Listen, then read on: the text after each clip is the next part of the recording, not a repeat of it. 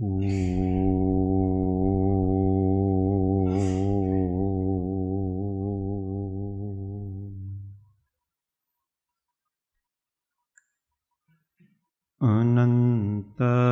અનંત ભાવ ભેદથી ભરેલી અનંત અનંતના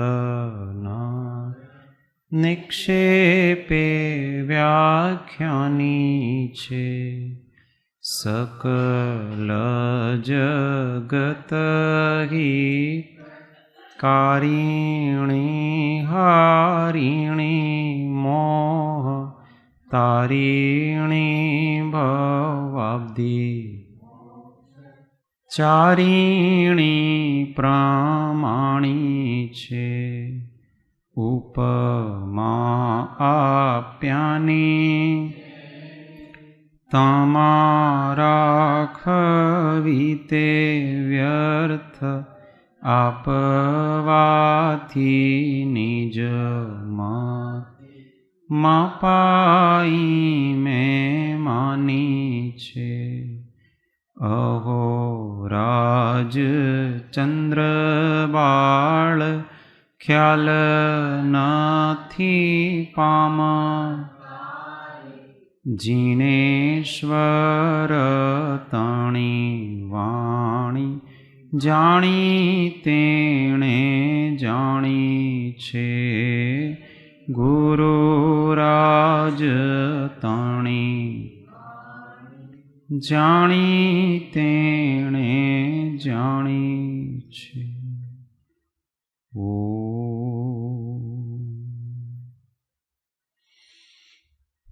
જય સદગુરુ. જય જય.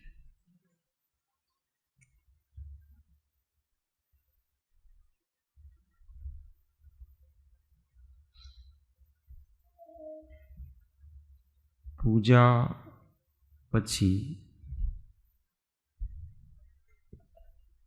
જેની આપણે પૂજા કરી છે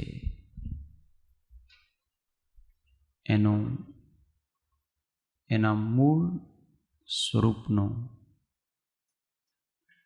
ચિંતન કરો.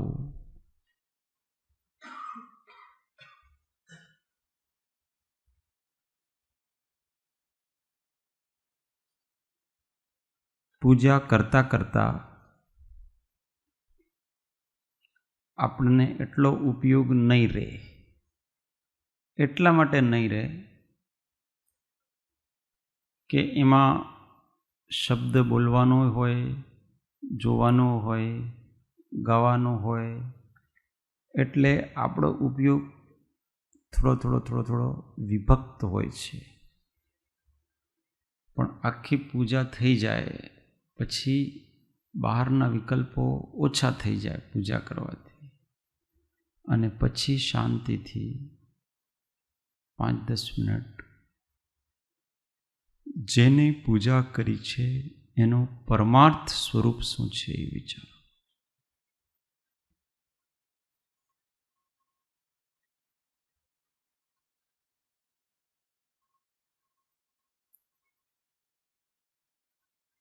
જેને કિંચિત માત્ર પણ અજ્ઞાન નથી, રાગ નથી, દ્વેષ નથી, ક્રોધ નથી, માન નથી, માયા નથી, હાસ્ય, રતિ, અરતિ, શોક, ભય, જુગુપ્સા, વેદ એમાંનો કંઈ જ નથી. તે આત્માનો વિચાર કરવા જેવો છે કે એ આત્માનો આનંદ કેવો હોય છે.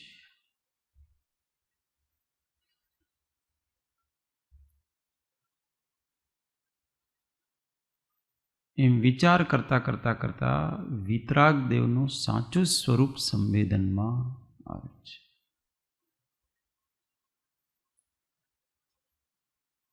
સંસારી જીવ આપણને થોડાક કશાય મંદ થાય તો કેટલી શાંતિ મળે છે.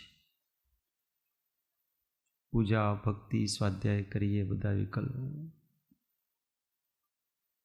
જબકી ઉદય છે, અંદર બંધ છે, પણ જેને કિંચિત પણ આવરણ રહ્યું નથી,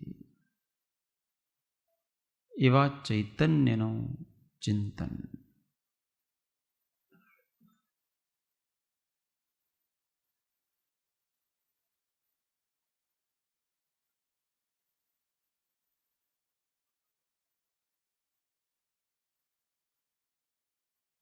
એક પળ પણ સિદ્ધના સુખનો વિચાર કરો, એમ કૃપાળુદેવ કહે છે. કેટલો એક પળ માટે પણ તમે સિદ્ધના સુખનો વિચાર કરો, કેવું સુખ હશે.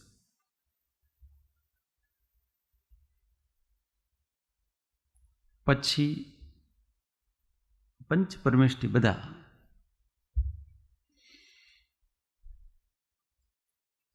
અહોભાવ આવે. અહીંયા એ જ વાત છે.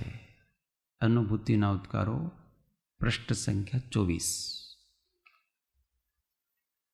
અહો આ પંચમ કાળને વિશે આ ક્ષેત્રમાં જન્મ પામીને પણ સર્વભવ્ય જીવોને વીતરાગના દિવ્ય ધ્વનિનો રણકાર સંભળાવનાર, તેમ વળી પોતે પણ અતિ ઉગ્રતાથી શુદ્ધ રત્નત્રયની અભેદપણે ઉપાસના કરીને કેવળ જ્ઞાનના ભણકારા વગાડનાર મહામહિમાવાન શ્રીમદ ભગવત કુંદકુંદાચાર્યને અને તેમના જેવા ગુણોથી સંપ્રાપ્ત બીજા સર્વ આચાર્યોને તેઓએ ઉપદેશેલા અને અનુભવેલા કેવળીઓના અને શુદ્ધ કેવળીઓના ત્રિકાળ સિદ્ધ મોક્ષ માર્ગને અનુસરવાની શક્તિને પ્રાપ્ત કરવાના એકમાત્ર હેતુથી અમે અત્યંત ભક્તિપૂર્વક નમસ્કાર કરીએ છીએ.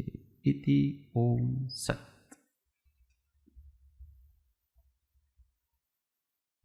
જ્ઞાન ખાલી ચોપડી વાંચવાથી જ નથી થતો, ભક્તિથી જ્ઞાન ઉપજે છે, ભક્તિ જાગે. તો કુંદકુંદાચાર્ય પ્રત્યે સાહેબજીની ભક્તિ જાગી છે કે આ પંચમ કાળને વિશે આ ક્ષેત્રમાં જન્મ પામીને સર્વભવ્ય જીવોને વીતરાગના દિવ્ય ધ્વનિનો રણકાર સંભળાવનાર.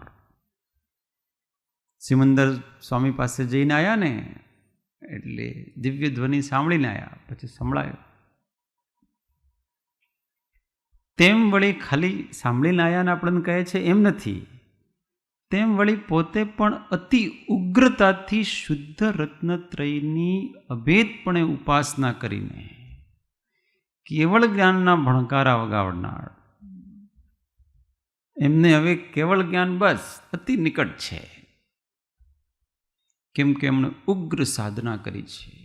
કોની સાધના કરી છે? શુદ્ધ રત્નત્રયની અભેદપણે. વારંવાર નિર્વિકલ્પ સ્વસંવેદનની જેની અનુભૂતિ થાય છે, એને હવે કેવળ જ્ઞાન કેટલું છે? બસ સંભળાય છે, ભણકારા વાગે છે. જો કે કેવળ જ્ઞાને હવે જોઈતું નથી, પણ એમને મળશે.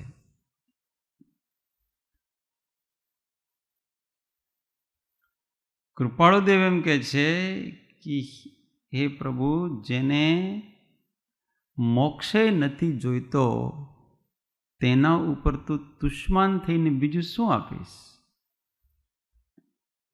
કે અમને તો મોક્ષ પણ નથી જોઈતો, તો શું આપે અમને? એવી એક દશા છે આ મહાજ્ઞાની પુરુષોએ. મોક્ષનું જે મૂળ કારણ છે એ વસ્તુને પકડી લીધી છે, સહજાત્મ સ્વરૂપને પકડી લીધું છે આમ બરાબર.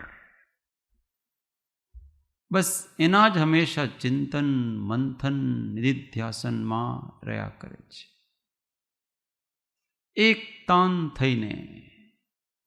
હવે ઘણી બધી વિચારણા નથી, આમને પેલું છે ને એવું, ઘણા વિકલ્પોને ઉપયોગને વધારે ભમાવતા નથી, એક વિચારમાં એકાગ્ર છે.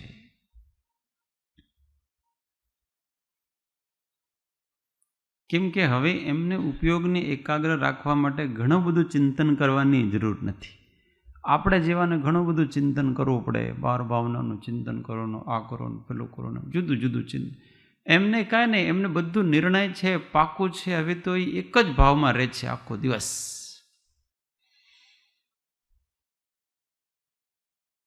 કાલે ભજન ગાયું હતું ને ઈલાબેન, અનુભવીને એકલા આનંદ મારે રે, અનુભવીને એકલા આનંદ મારે રે, ભજવા પરિબ્રહ્મને બીજું કાંઈ ન કેવું રે, ભજવા પરિબ્રહ્મને બીજું કાંઈ ન કેવું રે, અનુભવીને એકલા આનંદ મારે રે, અનુભવીને એકલા આનંદમાં રહેવો.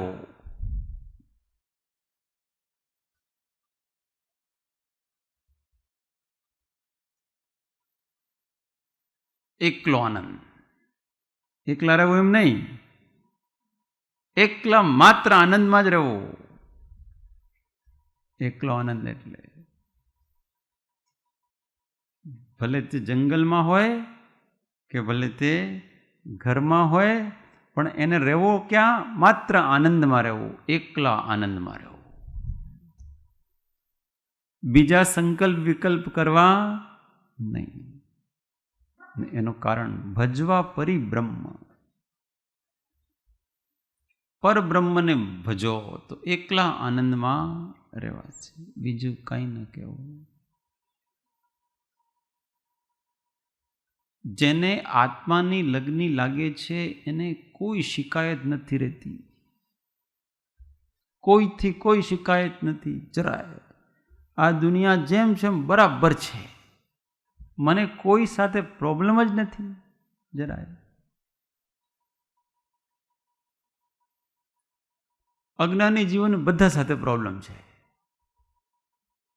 સૌથી વધારે પ્રોબ્લેમ એને જ્ઞાનીઓ સાથે છે. કેમ કે એમના વિચારને આના વિચાર મળતા નથી.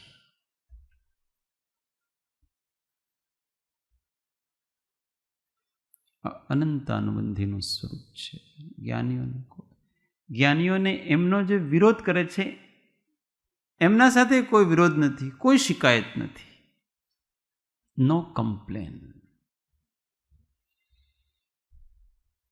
જેને જેવું ઉદય છે, જેને જેમ ફાવે છે, જેને જેટલી સમજ છે એટલા પ્રમાણે એ વિચારે છે, એમ કરે છે. વિચારા જગતના બધા જીવો કર્મના ઉદયના આધીન છે, એ કરુણાના પાત્ર છે. આપણે રાગ દ્વેષના પાત્ર નથી, કરુણાના પાત્ર છે. ભગવાન રક્ષા કરે.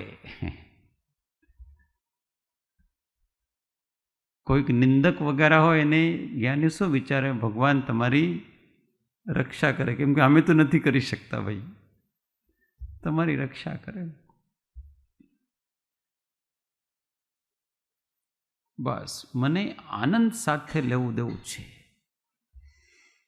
કેવળ જ્ઞાનના ને આત્માના આનંદ કરતાં બીજી કઈ વસ્તુ મહત્વપૂર્ણ છે કે આપણે એના વિચાર કરીએ, કે એના વિકલ્પ કરીએ? કોઈ જગતમાં મહત્વનું છે જ નહીં, પણ આ જીવને મહત્વનું લાગે છે. પોતાની ઈચ્છા, પોતાનો રાગ, પોતાનો અહંકાર, પોતાના કષાય, પોતાનું શરીર, આ બધું એટલું મહત્વપૂર્ણ લાગે છે. ભગવાન સેકન્ડ નંબર. આત્માનું જે થવું એ થાય, શાંતિ હોય કે અશાંતિ હોય, કે કર્મ બંધાય કે ન બંધાય, કંઈ લેવું દેવું નથી. મારે તો મારી ઈચ્છા પૂરી કરવી છે, બસ. મારો અહંકારની પુષ્ટિ આપવી છે, બસ. તો આ જીવ નિર્ધ્વંસ પરિણામ કહેવાય છે.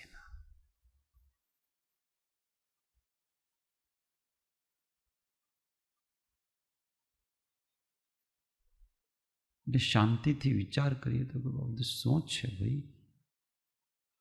હું કોણ છું ને આ શું કરી રહ્યા છે, શું ચાલી રહ્યું છે આ બધું? માયા.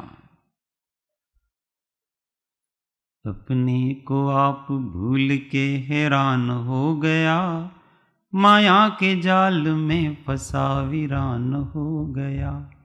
अपने को आप भूल के हैरान हो गया, माया के जाल में फंसा वीरान. विषयों को देख देख के लालच में आ रहा, विषयों को देख देख के लालच में आ रहा, दीपक में जो पतंग जाय के समा रहा, दीपक में जो पतंग जाय के समा रहा.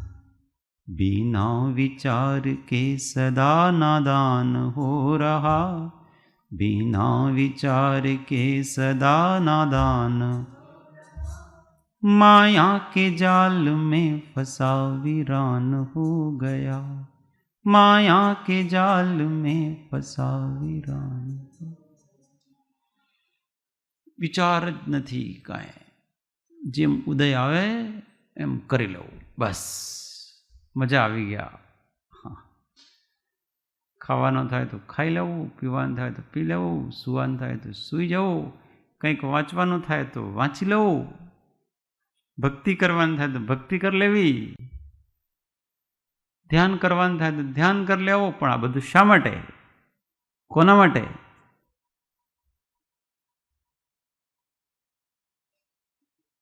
કોની ભક્તિ કરવાની છે? કોના માટે સ્વાધ્યાય કરવાનું છે? કોના માટે ધ્યાન કરવાનું છે ને કોનું ધ્યાન કરવાનું છે? આ બધી જાગૃતિ, જાગૃતિ એ જ ધર્મ છે. એનું નામ ઉગ્ર સાધના છે. કુંદ સ્વામી એવી ઉગ્ર સાધના કરી.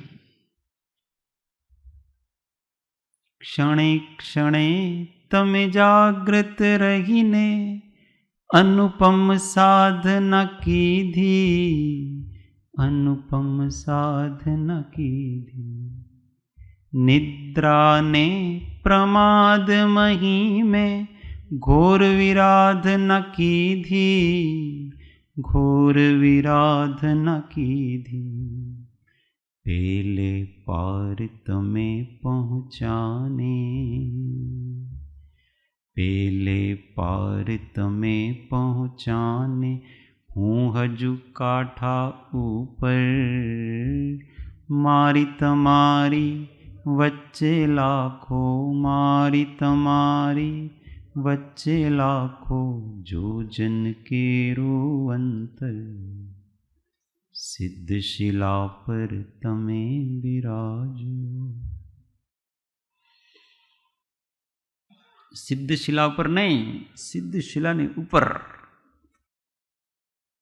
ઉપર એટલે સિદ્ધ શિલાના ઉપર વિરાજો છે. બધાથી ઉપર થઈ ગયા છે. એ ક્ષણ ક્ષણ જાગૃતિ. હૈયે તમારે સત્ય હિંસા प्रेम करुणा प्रगटे, प्रेम करुणा प्रगटे. असत्य हिंसा वैर झेर मां, जीवन मारो सळगे, जीवन मारो सळगे. शांति समाधि लागी तमने, शांति समाधि लागी तमने. मारे भड़का भीतर, मारी तमारी वच्चे लाखो, जो जन केरो अंतर. શાંતિ સમાધિ લાગી છે કુંદાચાર્ય.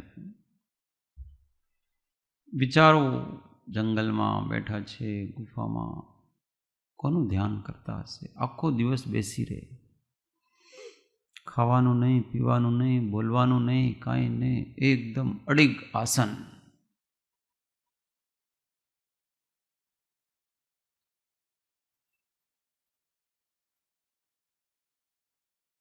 કાયની ચેષ્ટા નહીં, વચનની ચેષ્ટા નહીં, અને વિચારને પણ વધારે ભમાવતા નથી. એક તાન છે.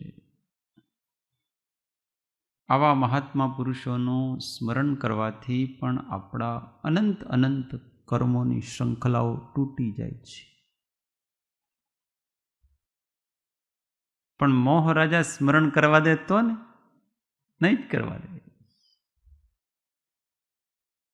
આપણને આપણું કામ પ્રિય છે તો યાદ કેવી રીતે આવે?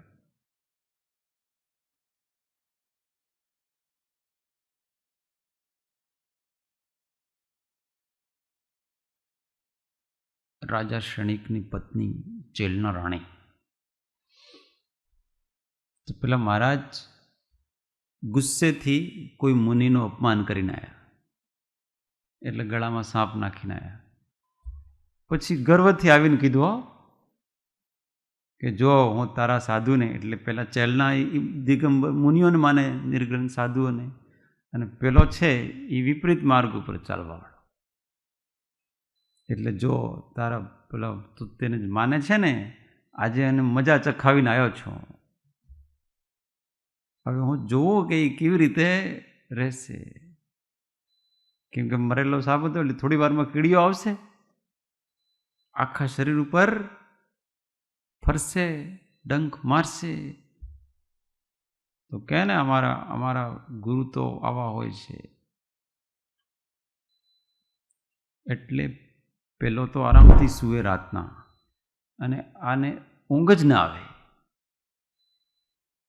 આખી રાત ઊંઘ જ ના આવે ને, કે મહારાજ કેટલું ઉપસર્ગ થતો હોય, કેટલા તકલીફમાં હોય. એવી એમને એમના પ્રત્યે કરુણા બુદ્ધિ, અને છતાં જાણે છે કે તે વખતની એની ક્ષમતા કેટલી હશે. જ્યાં સુધી ઉપસર્ગ દૂર ન થાય ત્યાં સુધી હલવાના નથી. આમ પેલા રાજાને મજા આવે છે, એને દુઃખ થાય છે, એનું સ્વરૂપનું ચિંતન થાય છે. એનું ચિત્ત ત્યાં ને ત્યાં જ છે, પેલા મહારાજમાં જ છે. આખું આ ધારા બદલાઈ ગઈ, રુચિ આખી બદલાઈ. એમ ભલે કોઈ કારણથી ગ્રસ્ત દશામાં પણ હોય, પણ સાચા ધર્માત્માઓને તો હંમેશા મુનિપણાનું લક્ષ્ય રહે કે હું ક્યારે નિર્ગ્રંથ થાઉં અને ક્યારે હું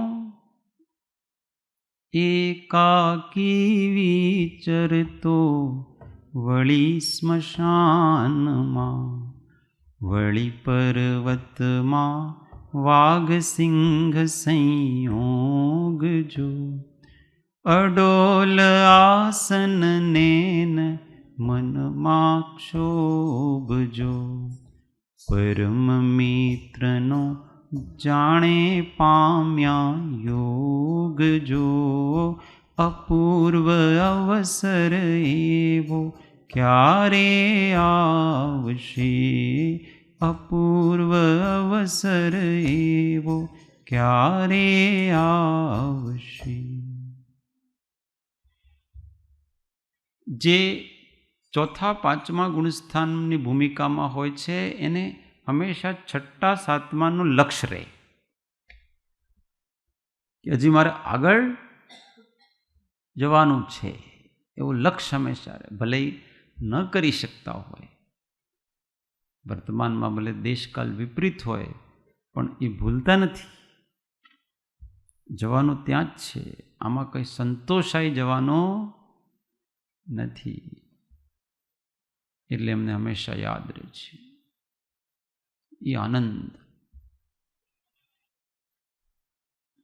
અમે પૂજ્યપાદ સ્વામીની જગ્યા ઉપર ગયા, અહીંયા બીજા આચાર્યોને નમસ્કાર કરે છે ને, તેમના જેવા ગુણોથી સંપ્રાપ્ત બીજા સર્વ આચાર્યોને, એકલા કુંદકુંદ સ્વામી બધાને એવા છે. આજે તો જી થોડોક ત્યાં છે, ત્યારે જંગલ બસ બેઠા હો. ક્યારેક શાસ્ત્ર લખવાનું નહીં, ક્યારેક ક્યારેક લખે, ને કેટલી વારમાં લખે? 1-2 કલાકમાં. કોઈક એમને પ્રશ્ન પૂછે અથવા કોઈ મોટા રાજા મહારાજા મળવા આવ્યા, દર્શન કરવા આવ્યા, કોઈ કોઈ ઉપદેશ, મહારાજ કંઈક ઉપદેશ આપો ને, કંઈક કહો ને, મૌન હોય એમનો, એટલે બોલે નહીં વધારે, તો શું કરે? લખી આપે.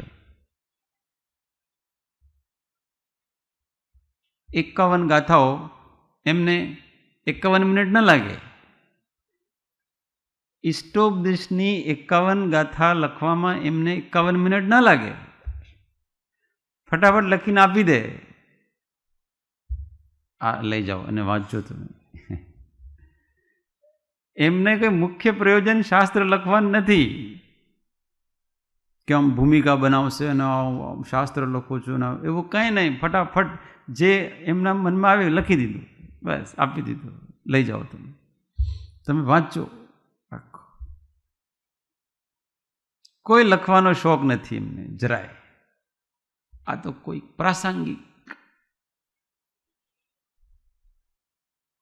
કુંદકુંજ સ્વામીનો ઉંમર કેટલી? 95 વર્ષની ઉપર હજી. અને એમને શાસ્ત્ર કેટલા લખ્યા? એમ કહેવાય છે કે 84 પહોળ લખ્યા. એટલે એ લખવામાં એમને કેટલા દિવસ લાગ્યા? 1 પહોળી 1 કલાકમાં લખી. 84 પહોળ લખવામાં કેટલા સમય લાગે એમને? આપણને એમ લાગે સમયસર લખ્યો છે ને, ઘણા દિવસો લાગ્યા હશે એમને. સમયસર લાગ્યા, સમયસર 2 દિવસમાં લખી. 415 ગાથાઓ 2 દિવસ. એમને કંઈ ફુરસદ થોડી છે આ બધું કરવાની. આ તો કોઈક ઉપર કરુણા આવી જાય તો વગેરે લઈ જાઓ તમે, બસ. એમને તો એક તાન અખંડ ચૈતન્યમાં જાગૃતિ છે.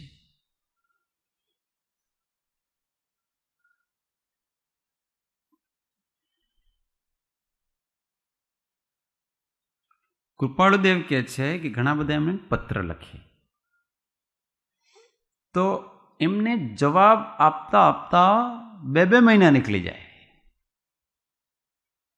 અને પછી 2 લીટીમાં જવાબ આપી દે એમને. કેમ કે મન ત્યાં જાય જ ને, વિકલ્પ કરવો પડે તમને પત્ર લખવો હોય તો. એમની જે સહજ ધારા છે એ ધારાથી એમને છૂટા થવાની ઈચ્છા જ ન થાય. એટલે અત્યારે ચિત્તની વૃત્તિ કોઈ પણ પ્રકારના લેખનને યોગ્ય નથી. કેમ કે એમાં સામેવાળા વ્યક્તિનું ધ્યાન રાખવું પડે, એણે જે પૂછ્યું એનો ઉત્તર આપવો પડે, આ કેટલા બધા વિકલ્પ કરવો પડે. પણ ત્યાં તો અખંડ ચૈતન્યની અનુભૂતિ એ જ પ્રિય છે. કોણ વિકલ્પ કરે? અને બીજું કામ તો ઓટોમેટિક થાય છે, વિકલ્પ નથી કરવા પડતા. એમને કંઈ લેવો હોય તો દુકાનમાં બેસવું, એમાં કોઈ ઉપયોગ થોડો લગાવવો પડે. સિસ્ટમ થઈ ગયું છે, સિસ્ટમ અનુસાર ચાલે આખું. આમાં ઉપયોગ લગાવવો પડે. ઉપયોગ લગાવવો પડે એ કામ ન થાય ભાઈ. હવે ક્યારેક પછી કોઈક એવો અનુરાગ ભાવ જાગી જાય તો પછી લખવાનું થાય. જો આ દશા વિચારવાનું છે આખી. જ્ઞાનીઓની દશા કેવી છે. એમની કમજોરીથી આ બધું શાસ્ત્ર વગેરે મળ્યું છે આપણને. એમની કમજોરી છે આખી. એમને તો કંઈ લખવાની ઈચ્છા નથી, કંઈ બોલવાની ઈચ્છા નથી, કંઈ કરવાની ઈચ્છા, પણ થોડોક અનુરાગ ભાવ આવી જાય વગેરે જે પણ હોય. મોટા આચાર્યોને તો જેને અંતર્મુહૂર્ત માત્રમાં 6 થી 7મા ગુણસ્થાનમાં જતા હોય એને આ શાસ્ત્ર આદિ લેખનનો ક્યાં એવો ભાવ હશે? પણ કોઈ પ્રસંગવશાત હોય એ મુખ્ય નથી.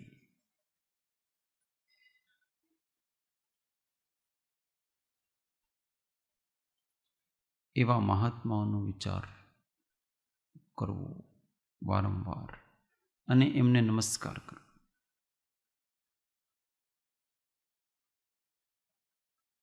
બીજું કાંઈ ના આવડે તો કોઈ કુંદકુંજ સ્વામીને હું નમસ્કાર કરું છું, પૂજ્યપાદ સ્વામીને હું નમસ્કાર કરું છું, કૃપાળુ દેવને હું નમસ્કાર કરું છું, જેટલા આવડે ને ગૌતમ સ્વામીને હું નમસ્કાર કરું છું, આદિનાથ ભગવાનને નમસ્કાર હો, અજીતનાથ ભગવાનને નમસ્કાર હો, સંભવનાથ ભગવાનને નમસ્કાર હો, જેટલા ભગવાન છે 24 તીર્થંકરોને બેઠે બેઠે નમસ્કાર કર્યા કરો.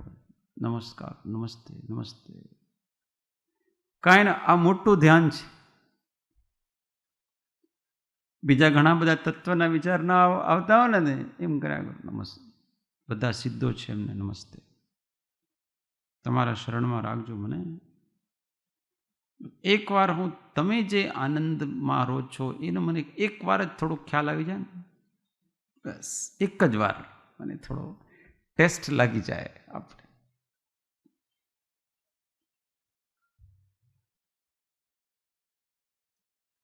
એક જ દે ચિનગારી મહાનલ, એક જ દે ચિનગારી, એક જ દે ચિનગારી મહાનલ, એક જ દે ચિનગારી.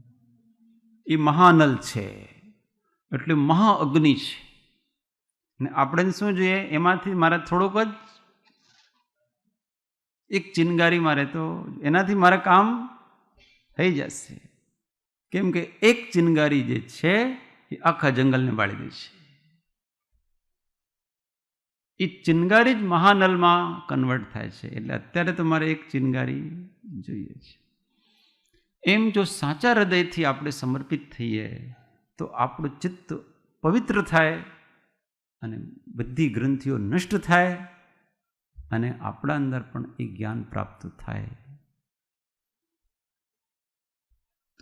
એવા જ્ઞાનીઓને, એવા મહાત્માઓને, એમના ઉપદેશેલા માર્ગને આપણે નમસ્કાર કરીએ છીએ. શ્રમણો જીનો તીર્થંકરો આ રીત સેવી માર્ગને, સિદ્ધિ વર્યા નમો તેમને નિર્વાણ નાતે માર્ગ, સિદ્ધિ વર્યા નમો તેમને નિર્વાણ નાતે માર્ગ. બોલો મહાવીર સ્વામી પંચ પરમેષ્ઠી પરમ કૃપાળુ સદગુરુ સબ સંતન કી જય, શુદ્ધ આત્મદેવ કી જય.